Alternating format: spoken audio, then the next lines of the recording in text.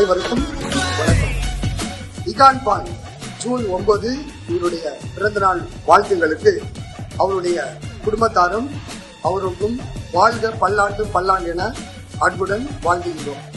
அது மட்டும் இல்ல, நம்மளுடைய பிரியாணியை அண்ணன் சாப்பிட்டு ஏற்கனவே ஒரு வாட்டி கன்னியாகுமரியில நமக்கு ஒரு ஆர்டர் கொடுத்துருந்தாங்க மட்டன் பிரியாணி.